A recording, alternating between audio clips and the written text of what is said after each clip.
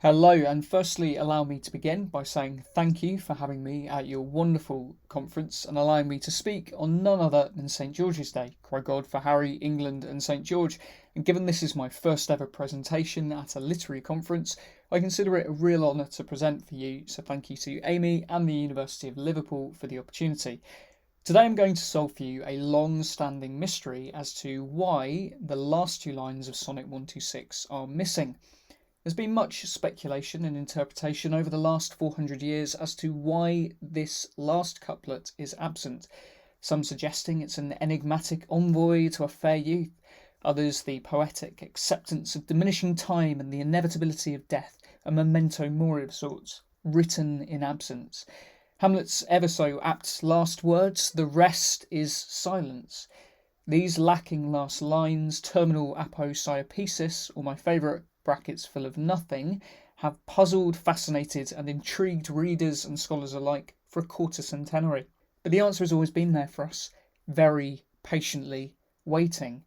And as the sonnet itself says, though delayed, answered must be. So, let's answer it. The first thing we're going to do is simply read through this sonnet. O thou, my lovely boy, who in thy power dost hold time's fickle glass his sickle hour, who hast by waning grown, and therein show'st thy lovers withering as thy sweet self grossed.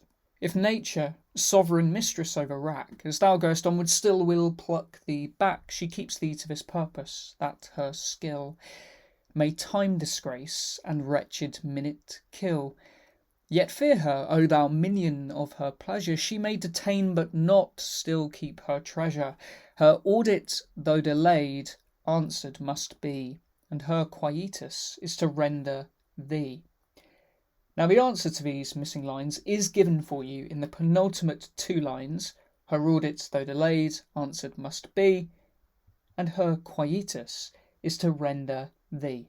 Two italicized words, a clue for the two italicized brackets beneath. Another word for render is to make. And where do we know the most famous use of quietus? Act 3, Scene 1 of Hamlet, probably better known as the to be or not to be soliloquy. And there you will find, when he himself might his quietus make with a bare bodkin. Quietus is the end, a bare bodkin, a small sword. So to end oneself with a small sword, to commit suicide, in other words. But notice this, his quietus make. And from our sonnet, her quietus is to render his quietus, her quietus. And do we know anyone else in Hamlet who commits suicide, is female, and immediately about to enter into this scene after the most famous soliloquy in the world? Ophelia, the fair Ophelia, nymph in thy orisons, be all my sins remembered. Good my lord, how does your honour for this many a day? I humbly thank you, well. My lord, I have remembrances of yours that I have longed to redeliver.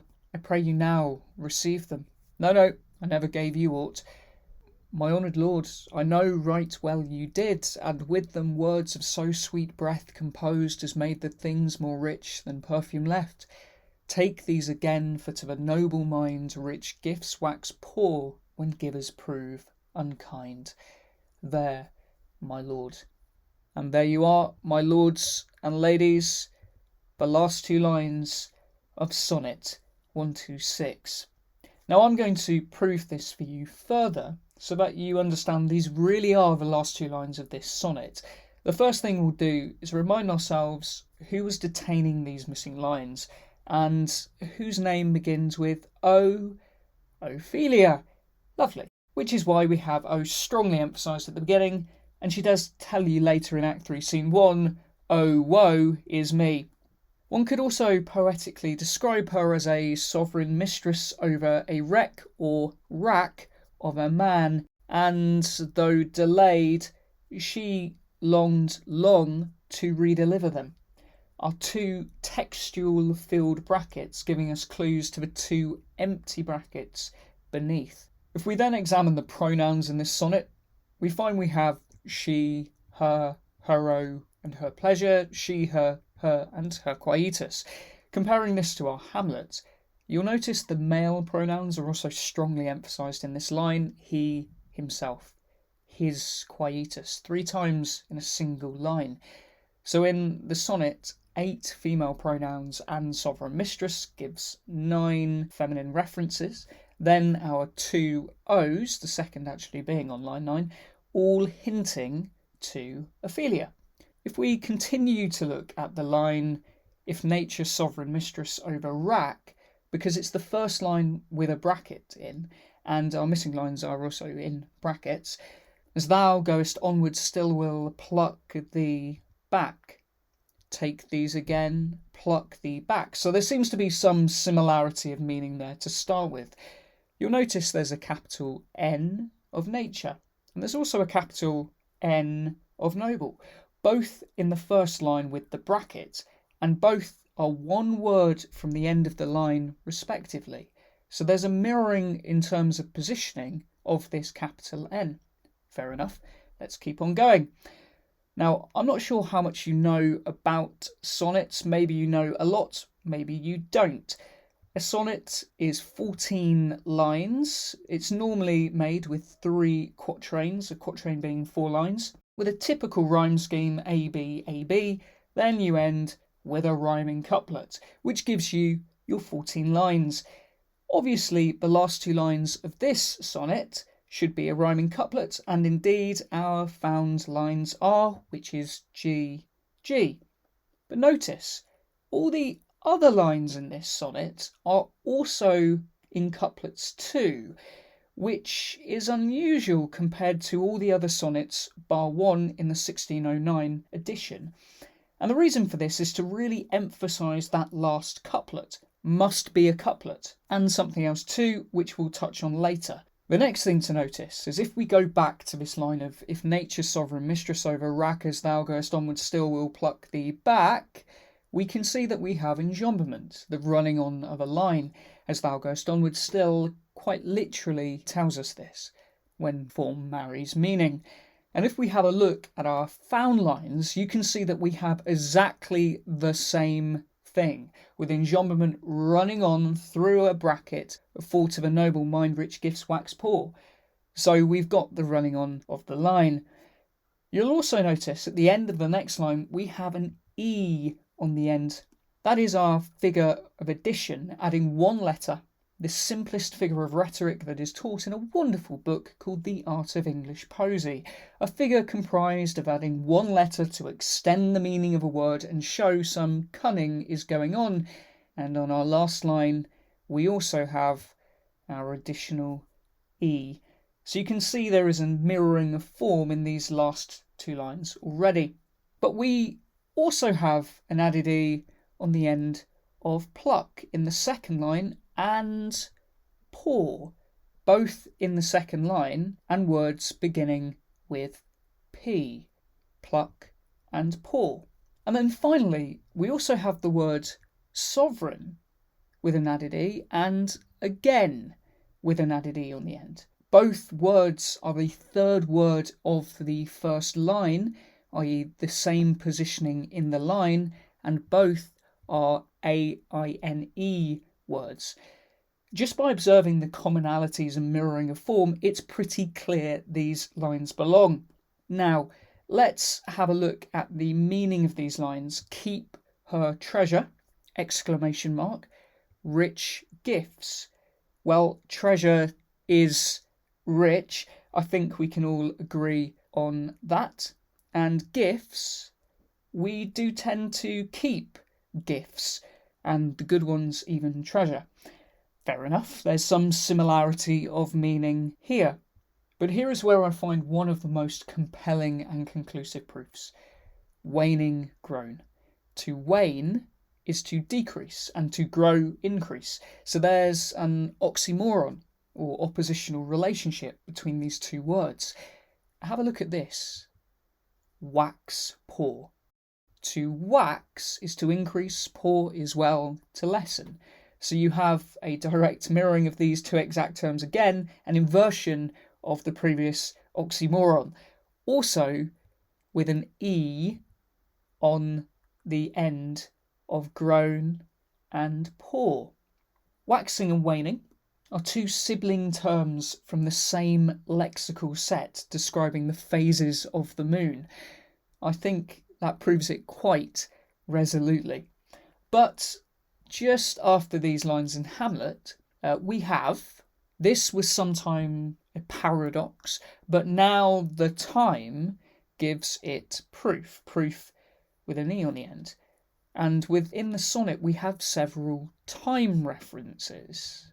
Time's fickle glass, hour, may time disgrace, and wretched minute kill, though delayed, answered must be. If we have a look at the references immediately before Ophelia redelivers these lines, we also have some time references. How does your honour for this many a day? A day is a unit of time. That I have longed to redeliver. And most importantly, I pray you now receive them. Now is the time. And since we're talking about gifts, there is no gift like the present. But now the time gives it proof. I pray you now receive them. And there you go. There's our last two lines of Sonnet 126. But why has our ever-living poet hidden the last two lines of Sonnet 126 in Hamlet? What is the significance of doing this?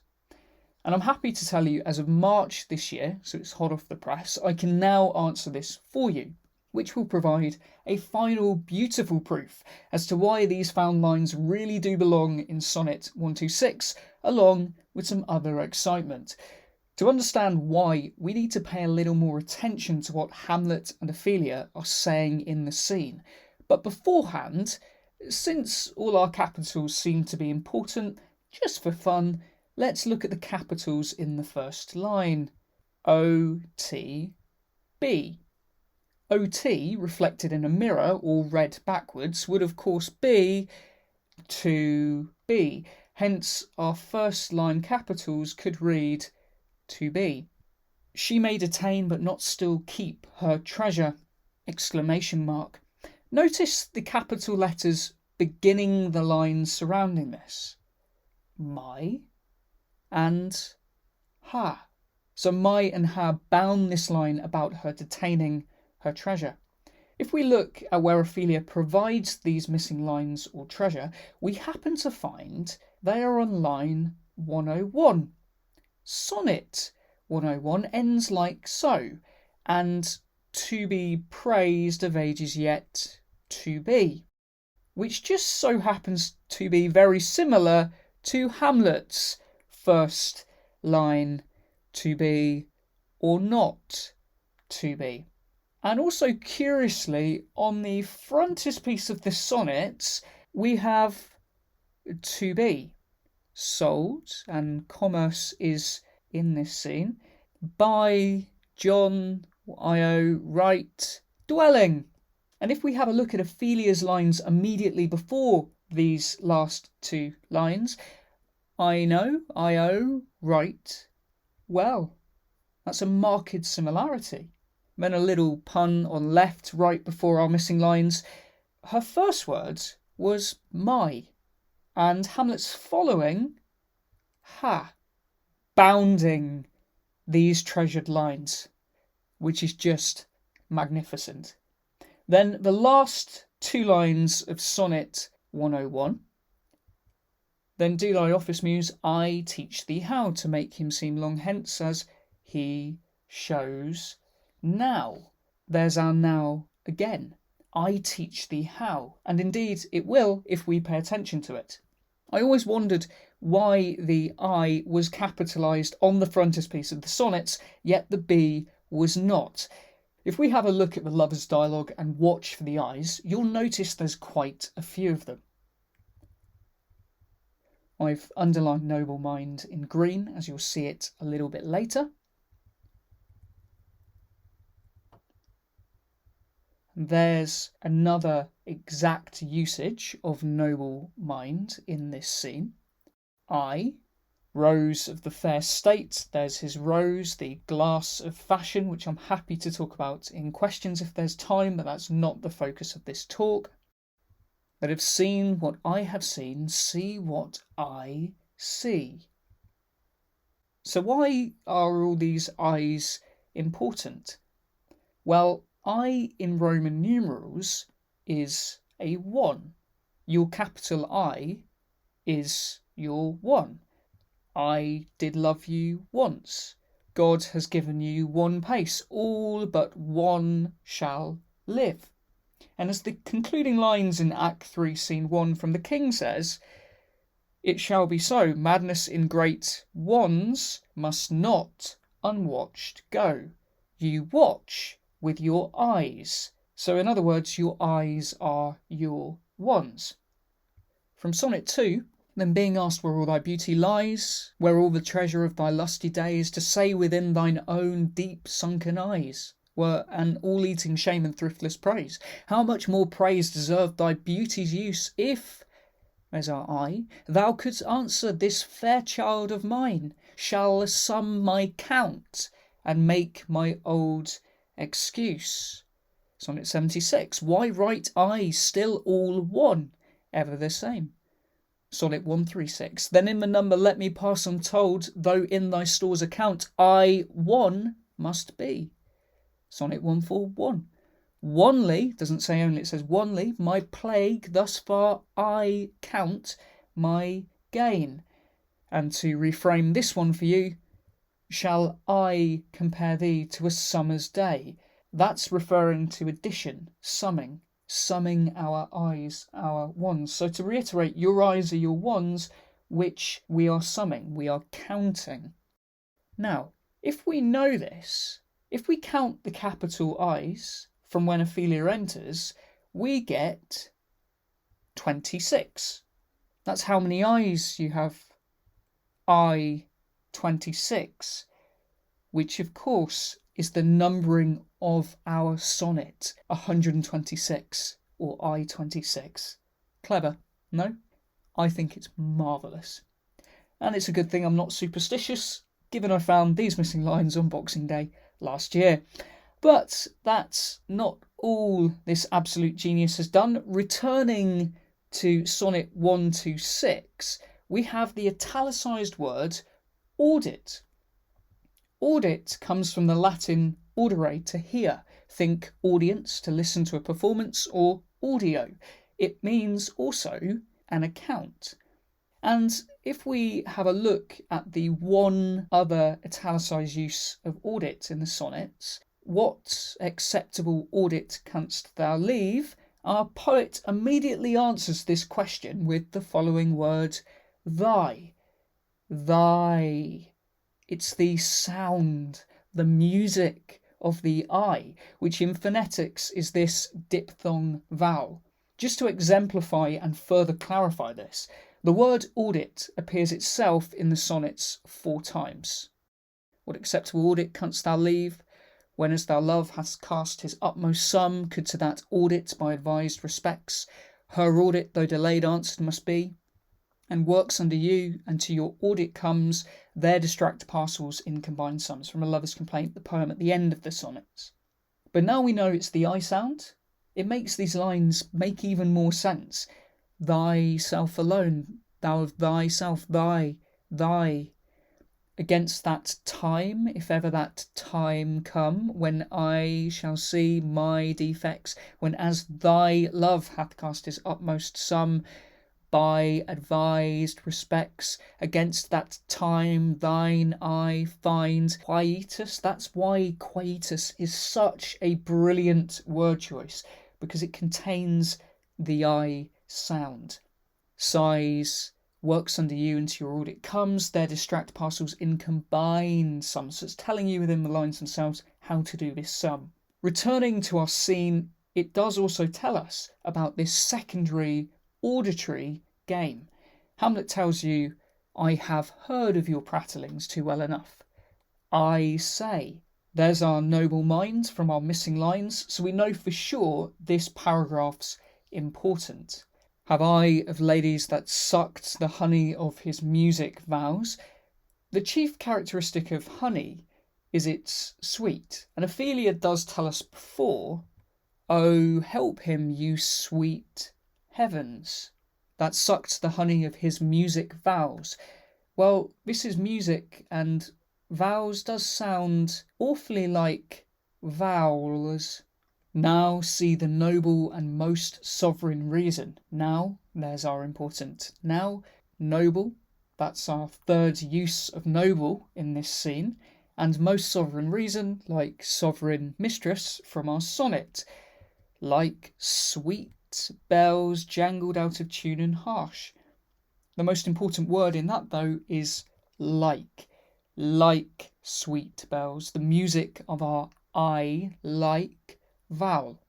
But if we look back, and with the words of so sweet breath composed, as made the things more rich. That's our third sweet in this scene. So returning to our found lines of Sonnet 126, if we listen to them, we get our final proof. Take these again, for to the noble mind, rich gifts wax poor when givers prove unkind. That's why the sonnet is all in couplets, to emphasise the rhyming of these last words. And what is rhyme but the same vowel sound of the word, the same note? And her quietus is to render thee. And there's our two concluding eyes. Beautiful. From lovers withering, Hamlet and Ophelia, thy sweet self growest. Or as one great author puts it, the falling out of lovers is the renewing of love. So to the judgment that yourself arise, you live in this and dwell in lovers' eyes. Sonnet 55. So why has this poet put the missing lines in Hamlet? Because he's just revealed to you how to sum his count and answer his audit or fair child, and kindly modelled it for you. Now, I spent the whole of March doing this count for you and published 2 videos about 3 weeks ago. Part 1 deals with the outward fair or outward visual part, which will give you everything from explaining the date of publication of the first folio to why there are 154 sonnets, and what happens when I grant sweet love thy lovely argument, and when love hath cast his utmost sum, sonnet 79 and 49 respectively. Part 2, or II if you prefer, deals with the inward worth or auditory part and has a few more revelations in, both of which are on YouTube if you are interested. As Polonius says, T is most true. T is, not tis, which makes more sense at the end of part 2, and he beseeched me to entreat your majesties to hear and see the matter.